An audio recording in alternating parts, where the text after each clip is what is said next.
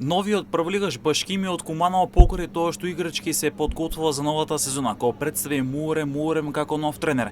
Сега работи на подобрување инфраструктурата на стадионот. Се работи интензивно на теренот за игра со цел истиот да понуди максимално добри услови за игра, а истовремено се врши и уредување на трибините на стадионот со цел да се обезбеди што подобри услови за играчите и навивачите. Дополнително се работи на инсталирање на VAR системот на стадионот на Башкими, со што од следната сезона првата македонска фудбалска лига за прв пат во историјата ќе има VAR технологија.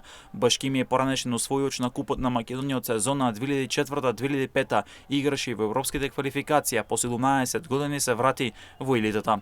Од клубот информира дека се разделија со Аган Алију, Алба Мемеди, Хусейн Димири, Арлин Хасани, Екзо Назири, Амари Мери и Христијан Митрски, а клубот им се заблагодари за максималното вложување од нивна страна за враќање на Башкими во првата лига.